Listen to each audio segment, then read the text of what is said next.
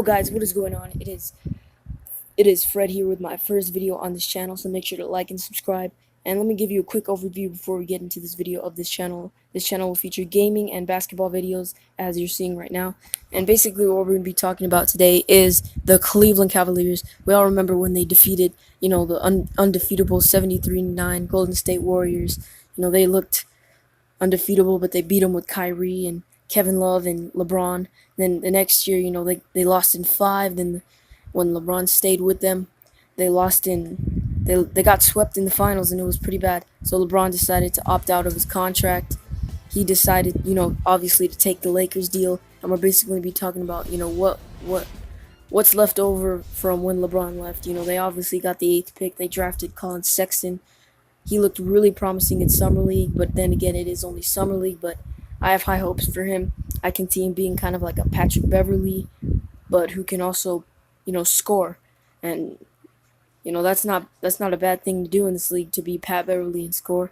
And we're going to be talking about, what we can expect for them next year, some maybe things that will probably happen. Now, we're going to go over the young players they have, and then, of course, the bad contracts. Now, they have, I think, 5 young players as of right now. Let's talk about the one they got from the Kyrie trade, Ante Zizic. He played overseas. He's a good center. During the minutes he's played, he's been really promising. But they also have Tristan Thompson, so it doesn't really make sense to start Zizic when you have, I guess, an okay center in Tristan Thompson.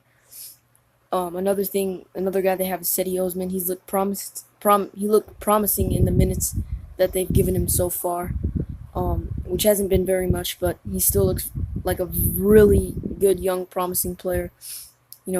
He's a small forward who can dribble the ball really nicely and pass really nicely. His stats don't show it, but it looks that way on the court. They also traded for Larry Nance and Jordan Clarkson when they traded away IT and D Wade and all those players in the 3-team trade. In the 3 teams they traded with, one of the players that they got was Larry Nance. He's a promising big man. He can rebound. He has to improve his jump shot if he wants to have a future in this league, because big mans need to shoot now, unless you're like Nurkic or, who has other talents. They also got Jordan Clarkson, who's been pretty good for them off the bench.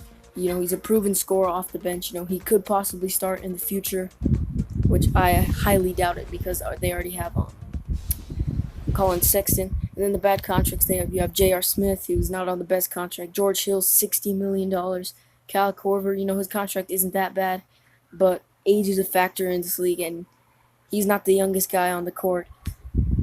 Now, players that I think will perform, pretty good next season will obviously be Kevin Love. They just locked him up to a 4-year deal. They possibly could make the playoffs with Kevin Love being the number 1 option on a team. We saw him in Minnesota be the number 1 option. He averaged 26 points a game. I'm excited to see how they do with Kevin Love and Colin Sexton being the main building pieces moving forward. I can expect them to maybe make the playoffs, sneak in at the 7 or 8 seed. But the thing is, if they don't make the playoffs, you're in the lottery. But if their pick is outside the top 10, then their pick goes to Atlanta. So it doesn't really make sense to tank because of how bad teams are. And with the squad they have, they wouldn't be that bad, but they obviously wouldn't be a contender. So it doesn't make sense to tank in my mind. When LeBron signed with the Lakers, it did free up some cap space. They were able to sign Channing Frye, he's a good veteran, be out there, put up like 8 points a game, be a good guy like that. They also have, some cap space. They've talked to free agents Luke Babbitt, Trevor Booker, and David Nwaba, some promising kind of young guys, except for Trevor Booker. But, some trades that might happen during the season. No one knows if Kevin Love is going to be traded. They're trying to trade Kyle Korver. They're trying to trade J.R. Smith.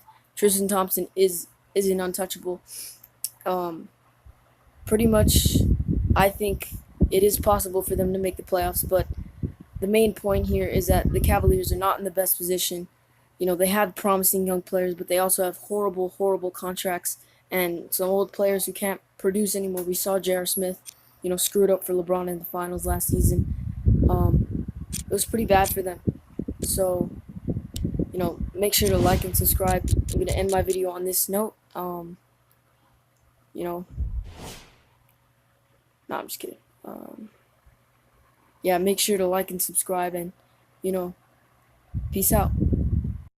Whoa, don't go that fast, guys. I just want to thank everyone for watching my video, and make sure to like and subscribe. 2 likes for the next video. So peace out. I do this for all the naysayers and haters who made me one of the greatest. I know it kills you inside, that's why I do this for you. I do this for the kids who sit a bit outside the mix, who maybe cope through humor just to